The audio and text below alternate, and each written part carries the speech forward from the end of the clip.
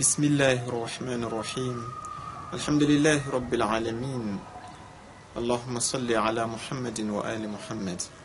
Chers musulmans, assalamu alaikum wa rahmatullahi ta'ala wa barakatuh.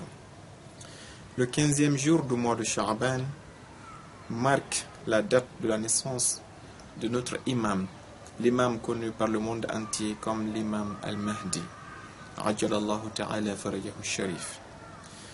Nous avons l'intention de tenir avec vous un entretien à propos de cet homme afin de mieux le connaître, afin de voir qui est-il. Cette idée de mahdavisme, cette idée selon laquelle les musulmans attendent un homme, attendent un sauveur, cette idée est-elle fondée en religion musulmane?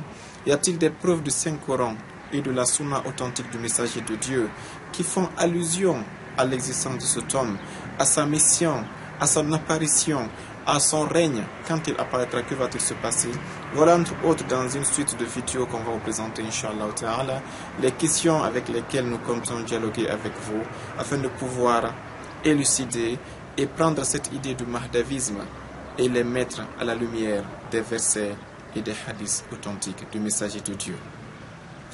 Aujourd'hui, par rapport aux versets, nous avons plein de versets qui parlent de l'imam al-Mahdi, mais à cause de la durée courte de nos vidéos, nous ne prendrons qu'un seul verset et si le temps le permet, Inch'Allah, nous aurons un autre hadith pour appuyer cette idée du mahdavisme. La sourate An-Nur, la lumière, le verset 55, Dieu parle et tient un engagement. Dieu prend une promesse pour la fin du temps, pour la fin du monde, dans lequel il a dit, sur le verset qui suit, Allah a promis à ceux d'entre vous qui ont cru et fait de bonnes œuvres, qu'il leur donnera la succession sur la terre comme il l'a donné à ceux qui les ont précédés.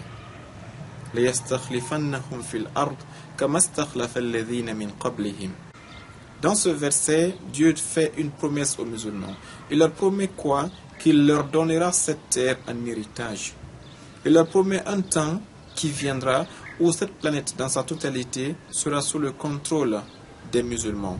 Et cela se fera par l'intermédiaire d'un homme que le prophète a nommé Al-Mahdi.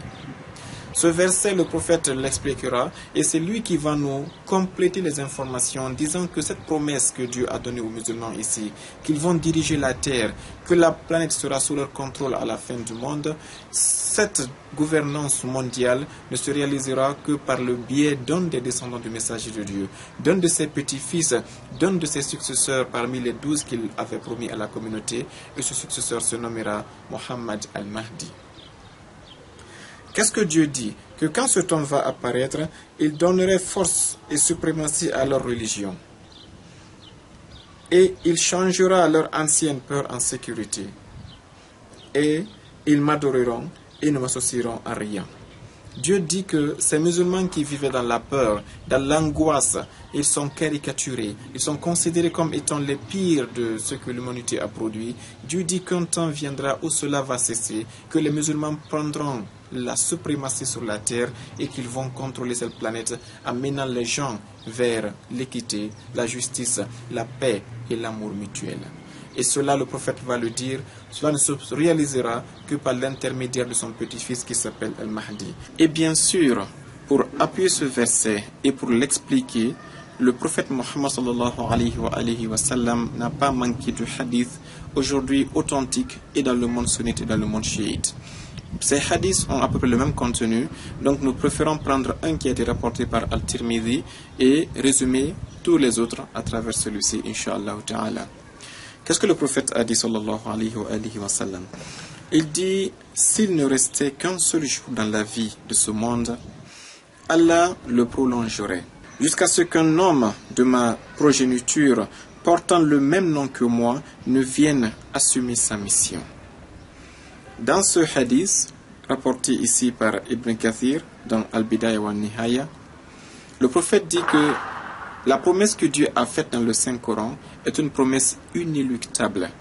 Même s'il ne restait qu'un seul jour avant la fin du monde, Dieu tiendra cette promesse. Le début du hadith veut nous montrer uniquement que c'est une promesse qui se réalisera de manière impérative et de manière inconditionnelle. Il dit, s'il ne restait qu'un seul jour à la fin du monde, Dieu va retarder ce jour jusqu'à ce qu'un homme de ma descendance, de ma progéniture, il a dit, min ahli bayti, apparaisse dans ce monde, et cet homme, il aura des caractéristiques, il portera le même nom que moi, et quand il viendra, il va accomplir sa mission. Avant de nous poser quelle est sa mission, une mission qu'on verra un peu plus tard, Inch'Allah ta'ala, regardons un peu cet homme. Le prophète a dit qu'il appartient à sa génération, qu'il appartient à sa descendance, donc il sera parmi la famille d'Ahlul Bayt. Et cela, il l'a dit de façon claire dans un hadith. Il a dit Al-Mahdi minna Ahlul Bayt. Il dit le Mahdi appartient à nous Ahlul Bayt. Pourquoi le mot Ahlul Bayt est important ici? C'est parce que vous vous souvenez qu'avant que le prophète ne quitte ce monde, il avait dit, moi Mohammed, je suis un homme qui est mortel. Je m'en vais chez Dieu, mais avant de partir, je vous laisse deux choses. Le Saint-Coran et ma famille Ahlul Bayt. Et ici, parmi Ahlul Bayt, nous savons qu'il y a 12 successeurs qui ont été élus par le prophète, choisis par Dieu, et que ce sont ces 12 personnes-là qui vont assumer la direction de l'islam jusqu'à la fin du temps. Le prophète rappelle ici que parmi ces 12 successeurs, le dernier d'entre eux sera le Mahdi, Abdullah Ta'ala Faraja al-Sharif.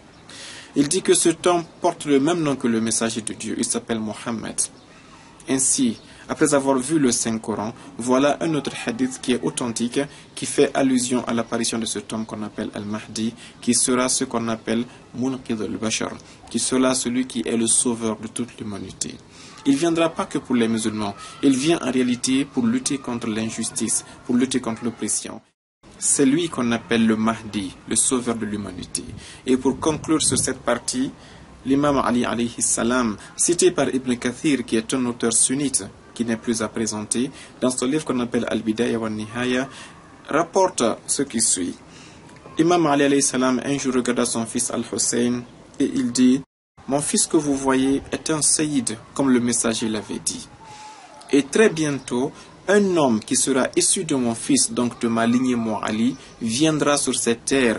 Un homme qui aura une mission et un homme qui va ressembler au prophète Mohammed dans ses comportements et son attitude morale.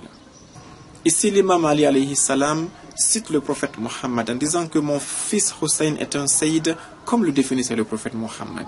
Ce hadith dans lequel l'imam Ali nous renvoie est un hadith qui est en lui seul très ample. Ibn Abbas, le compagnon qui est connu, rentre chez le prophète Mohammed et le trouve assis tenant l'imam Hussein dans ses bras.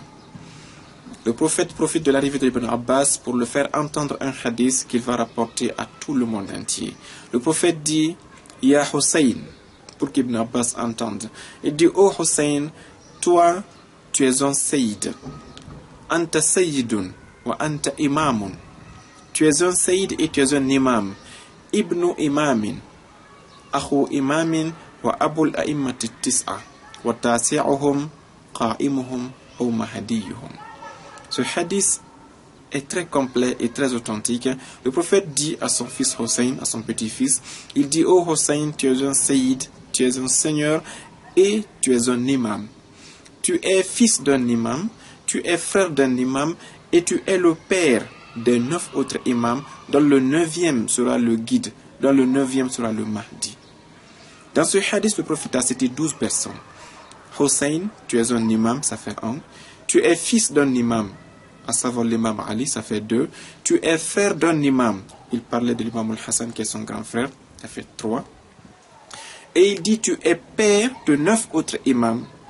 9 plus les 3, ça fait 12. Et il dit, le 9e parmi tes fils au Hussein, c'est le 9e qui sera le Mahdi, qui va être le sauveur de l'humanité.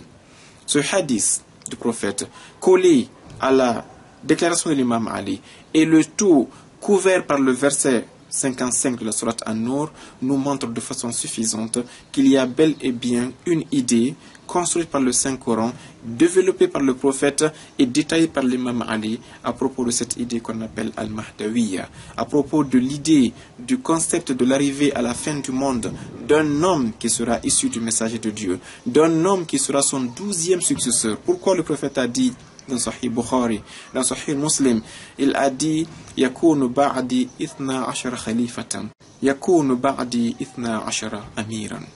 Le prophète n'a cessé de dire à la communauté, après mon départ, je vous confierai, vous les musulmans, je confie l'islam à 12 guides, à 12 successeurs, dont le 12e est le Mahdi. Aujourd'hui, quand tu demandes aux musulmans qui est leur successeur actuellement, qui est leur imam actuellement, nous verrons que peu seront aptes de répondre. Or, le fait d'ignorer qui est notre imam est un danger qui équivaut à l'homme, écoutez bien, à ce qu'il soit complètement éradiqué de la religion musulmane.